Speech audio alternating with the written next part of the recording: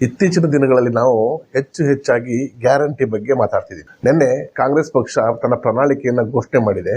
ಅದರಲ್ಲಿ ಹಲವಾರು ಯೋಜನೆಗಳನ್ನ, ಹಲವಾರು ನ್ಯಾಯ ಪತ್ರಗಳನ್ನ ಜನತೆ ಮುಂದೆ ಘೋಷಣೆ ಮಾಡಿದೆ. ಅದರಲ್ಲಿ ಗ್ಯಾರಂಟಿ ಯೋಜನೆಗಳೇ ಹೆಚ್ಚಾಗಿದೆ. ಮೊದಲನೇದಾಗಿ 50% ಮೀಸಲಾತಿ ಮಿತಿಯನ್ನ ರದ್ದುಗೊಳಿಸೋದು, ಪ್ರತಿ ಮಹಿಳೆಗೆ ವರ್ಷಕ್ಕೆ 1 ಲಕ್ಷ ರೂಪಾಯಿ ಕೊಡುವಂತಹ ಗ್ಯಾರಂಟಿ ಯೋಜನೆಗಳು, ಹೀಗೆ ಹಲವಾರು ಯೋಜನೆಗಳನ್ನ ಘೋಷಣೆ ಮಾಡಿದೆ. ಇದಕ್ಕೆ ಪ್ರತಿಯಾಗಿ ಬಿಜೆಪಿ ನಿಮ್ಗಾಗಲೇ ಗೊತ್ತಿರೋ ಹಾಗೆ ಮೋದಿ ಗ್ಯಾರಂಟಿ ಅನ್ನುವ ಮಾತನ್ನ ಆಡ್ತಿದ್ದಾರೆ. ಯಾಕೆ ಗ್ಯಾರಂಟಿಗಳು ಹೆಚ್ಚು ಶಬ್ದ ಮಾಡ್ತಾ ಇದ್ದಾವೆ? ಇದಕ್ಕೂ ಇವತ್ತಿನ ದಿನಮಾನಕ್ಕೂ ಏನಾದರೂ ಸಂಬಂಧ ಇದೆಯಾ ಅನ್ನೋದನ್ನ ನಾವೀಗ ನೋಡಬೇಕಾಗಿದೆ.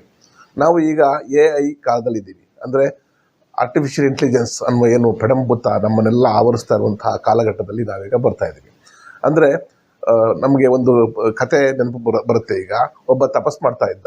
ತಪಸ್ ಮಾಡಿ ಅವ್ನಿಗೆ ಏನು ಬೇಕು ಅಂತ ಕೇಳಿದ್ದಕ್ಕೆ ಅವನು ನನಗೆ ಯಾವಾಗಲೂ ಕೆಲಸ ಮಾಡುವಂತಹ ಒಂದು ಭೂತವನ್ನು ಕೊಡು ಅಂತ ಕೇಳ್ಕೊಂಡ. ಆ ಭೂತ ಗುಣ ಏನಪ್ಪ ಅಂತಂದರೆ ಅದಕ್ಕೆ ಯಾವಾಗಲೂ ಕೆಲಸ ಕೊಡಬೇಕು. ಕೆಲಸ ಇಲ್ಲ ಅಂತಂದರೆ ಅದು ಅವನ ಮಾಲೀಕನನ್ನೇ ತಿನ್ನುವಂತಹ ಒಂದು ಅಂಶ, ಅದಕ್ಕೆ ಅದು ಗುಣ ಒಂದಿತ್ತು. ಹಾಗಾಗಿ ಅವನು ಯಾವಾಗಲೂ ಕೆಲಸ ಹೇಳ್ತಾನೆ ಇರಬೇಕಿತ್ತು.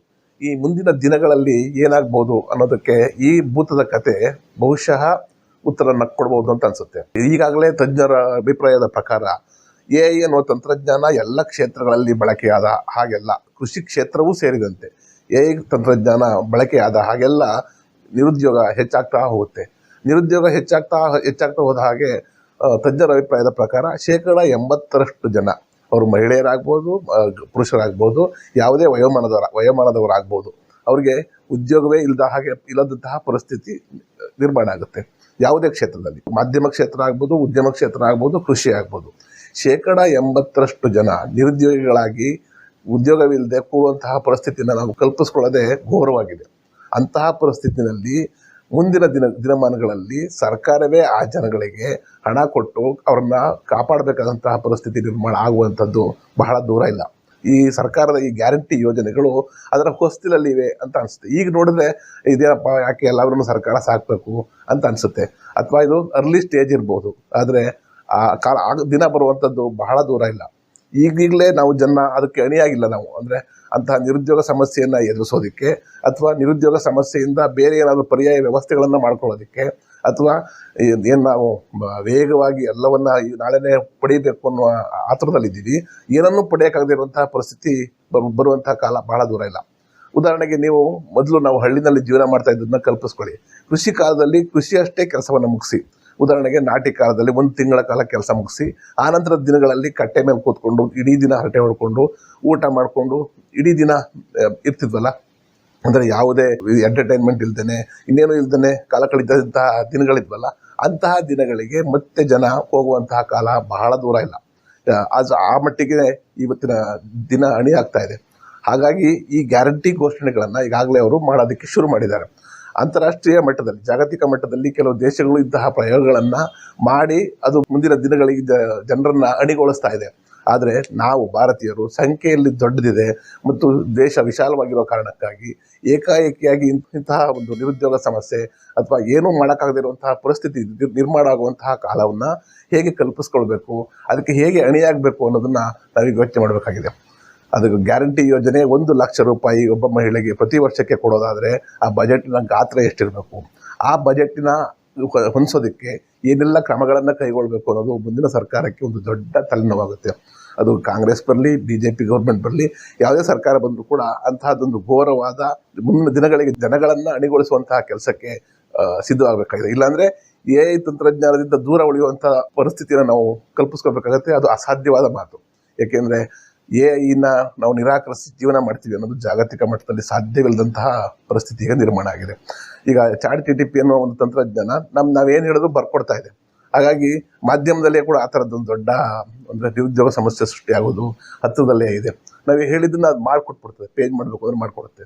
ಆ ಥರದ್ದೊಂದು ವ್ಯವಸ್ಥೆ ಬರ್ತಾ ಇದೆ. ಕೃಷಿನಲ್ಲೂ ಅಷ್ಟೇ, ನೀವು ಬಿತ್ತನೆ ಹಾಕಬೇಕು, ಕಳೆ ಕೀಳಬೇಕು, ಎಲ್ಲವನ್ನ ಅದು ಆರಾಮಾಗಿ ನಿರಾಯಾಸವಾಗಿ ಮಾಡಿಕೊಟ್ಬಿಡ್ತದೆ. ಜನಗಳಿಗೆ ಕೆಲಸ ಇಲ್ಲದಿರುವಂತಹ ಪರಿಸ್ಥಿತಿ ನಿರ್ಮಾಣ ಆಗುತ್ತೆ. ಇನ್ನೊಂದು ಈ ಕಡೆ ಮಗ್ಲಲ್ಲಿ ಸಾಮಾಜಿಕವಾದ ಬದಲಾವಣೆಗಾಗಿ ಕಾಂಗ್ರೆಸ್ನವರು ಕರೆ ಕೊಟ್ಟಿದ್ದಾರೆ. 50% ಮೀಸಲಾತಿ ಮಿತಿಯನ್ನು ತೆಗೆದು ಹಾಕ್ತೀವಿ ಅಂತ. ಮೀಸಲಾತಿ ಅನ್ನೋದು ಒಂದು ರಿಯಾಯಿತಿ. ಆ ರಿಯಾಯಿತಿ ಅನ್ನೋದು ಎಷ್ಟಿರಬೇಕು ಅಂತ, 100% ರಿಯಾಯಿತಿನ ಕೊಡೋದು ರಿಯಾಯಿತಿ ಅನ್ನಿಸ್ಕೊಳ್ಳಲ್ಲ. ಅದು ಪೂರ್ವ ರಿಯಾಯಿತಿನೇ ಪೂರ್ಣ ಪ್ರಮಾಣದಲ್ಲಿ ಕೊಡೋದು ಅಷ್ಟು ಒಳ್ಳೆಯದಲ್ಲ. 50% ರಿಯಾಯಿತಿನ ಕಾನೂನುಬದ್ಧವಾಗಿ ತೆಗಿತೀನಿ ಅಂತ ಹೊರಟಿರುವಂತಹ ಕಾಂಗ್ರೆಸ್ ಘೋಷಣೆ ಇದೆಯಲ್ಲ, ಅದು ಯಾವ ರೀತಿಯ ಪರಿಸ್ಥಿತಿಯನ್ನು ನಿರ್ಮಾಣ ಮಾಡ್ಬೋದು. ಮುಂದಿನ ದಿನಗಳಲ್ಲಿ ಇತರೆ ಜನಗಳು ಅಂದರೆ ಮೀಸಲಾತಿಯನ್ನು ಹೊರತುಪಡಿಸಿದಂತಹ ಜನಗಳು ಉಳಿತಾರ?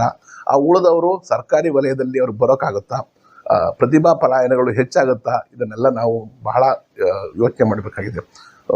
ಈ ಹೊಂದಾಣಿಕೆ ಜನರನ್ನ ಮರಳು ಮಾಡೋದಕ್ಕೋಸ್ಕರ ಭಾರಿ ಘೋಷಣೆಗಳನ್ನು ಮಾಡೋದ್ರ ಮೂಲಕ ಕಾಂಗ್ರೆಸ್ ಪಕ್ಷ ಈಗೇನು ಮುಂದಡಿ ಇಟ್ಟಿದೆ, ಒಂದು ಅರ್ಥದಲ್ಲಿ ಜಾಗತಿಕವಾಗಿ ಮುಂದೆ ಸೃಷ್ಟಿಯಾಗುವಂತಹ ನಿರುದ್ಯೋಗಕ್ಕೆ ಜನರಿಗೆ ಸರ್ಕಾರವೇ ಫೀಡ್ ಮಾಡುವಂತಹ ಪರಿಸ್ಥಿತಿ ನಿರ್ಮಾಣ ಆದರೆ ಏನು ಮಾಡಬೇಕು ಅನ್ನುವ ಸೂಚನೆಯನ್ನು ಇದು ಕೊಡ್ತಾ ಇದೆ. ಅದು ಮೋದಿಯವರು ಅದನ್ನೇ ಹೇಳ್ತಿದ್ದಾರೆ, ನಾವು ಗ್ಯಾರಂಟಿನ ಕೊಡ್ತೀವಿ ಅಂಥೇಳಿ. ಕಾಂಗ್ರೆಸ್ನವರು ಅದನ್ನೇ ಹೇಳ್ತಿದ್ದಾರೆ. ಇನ್ನೊಂದು ಕಡೆ ಸಾಮಾಜಿಕವಾದ ಸ್ಟ್ರಕ್ಚರ್ನ ಏನು 50ರ ನಾವು ಸಂವಿಧಾನದಲ್ಲಿ ಏನು ಬಾಬಾ ಸಾಹೇಬ್ ಅಂಬೇಡ್ಕರ್ ಅವರು ಇಷ್ಟು ಮಿತಿಯನ್ನು ಮೀರಬಾರ್ದು ಅನ್ನುವ ಕಂಡೀಷನ್ ಹಾಕಿದ್ರು, ಅದನ್ನ ಮೀರ್ತೀವಿ ಅನ್ನುವ ಪ್ರಯತ್ನ ಕಾಂಗ್ರೆಸ್ ಪಕ್ಷದವ್ರು ಮಾಡ್ತಿದ್ದಾರೆ. ಅದು ಕೂಡ ಯಾವ ರೀತಿಯ ಪರಿಣಾಮವನ್ನು ಬೀರಬಹುದು ಒಂದು ವೇಳೆ ಅವ್ರು ಬಂದರೆ, ಆ ಸರ್ಕಾರ ಬಂದರೆ, ಅಥವಾ ಬರದೇ ಇದ್ರೂ ಕೂಡ ಬರುವ ಸರ್ಕಾರದ ಮೇಲೆ ಈ ಥರದ ಒತ್ತಡಗಳು ಹೆಚ್ಚಾಗುವ ಸಾಧ್ಯತೆಗಳು ಇರುತ್ತೆ. ಯಾಕೆಂದರೆ ಜನರಿಗೆ ಹೇಳ್ತಾ ಇದ್ದಾರೆ ಇವರು ಪರೋಕ್ಷವಾಗಿ ಏನು ಹೇಳ್ತಿದ್ದಾರೆ ಅಂದರೆ, ಆ 50% ಮಿತಿಯನ್ನು ನಾವು ಸಡಿಲಿಸಬೇಕು ಅನ್ನುವ ಘೋಷಣೆ ಹೇಳುವ ಮೂಲಕ ಯಾರೇ ಬಂದರೂ ಆ ಕೆಲಸ ಮಾಡಬೇಕು ಅನ್ನುವ ಮನಸ್ಥಿತಿಗೆ ಜನರನ್ನ ಸೃಷ್ಟಿ ಮಾಡ್ತಿದ್ದಾರೆ. ಈ ಒತ್ತಡಗಳು ಮುಂದೆ ಸರ್ಕಾರದ ಮೇಲೆ ಯಾವ ರೀತಿ ಪರಿಣಾಮ ಬೀರುತ್ತೆ ಅನ್ನೋದನ್ನು ಕಾದು ನೋಡಬೇಕಾಗುತ್ತೆ. ಬರೀ ಚುನಾವಣೆ ತಂತ್ರಕ್ಕೋಸ್ಕರವಾಗಿಯೇ ಈ ಥರದ ಘೋಷಣೆಗಳನ್ನ ಮಾಡೋ ಮೂಲಕ ಜನರಿಗೆ ಅದು ಬೇಕು, ಇನ್ನೊಂದು ಸ್ವಲ್ಪ ಕೊಡಿ, ಇನ್ನೂ ಸ್ವಲ್ಪ ಕೊಡಿ. ಈಗ ಅದೆಷ್ಟೋ ಕೊಡ್ತಿದ್ದಾರೆ, 2,000 ರೂಪಾಯಿ ಕೊಡ್ತಿದ್ದಾರೆ ಮಹಿಳೆಯರಿಗೆ, ವರ್ಷಕ್ಕೆ 1 ಲಕ್ಷ ಕೊಡ್ತೀವಿ. ಈ ಥರದ ಘೋಷಣೆಗಳು ಹೇಳೋದ್ರ ಮೂಲಕ ಜನರು ಮತ್ತಷ್ಟು ಸರ್ಕಾರದ ಕಡೆಗೆ ಕೈ ತೋರಿಸುವಂತಹ ದೀನತೆಯನ್ನು ಬೆಳೆಸ್ಕೊಳ್ಳುವಂತಹ ಮನಸ್ಥಿತಿಗೆ ತಳ್ತಾ ಇದ್ದಾರಾ ಅನ್ನುವ ಆತಂಕ ಇವತ್ತು ಎಲ್ಲ ಕಡೆ ಕೇಳಿಬರ್ತಾ ಇದೆ.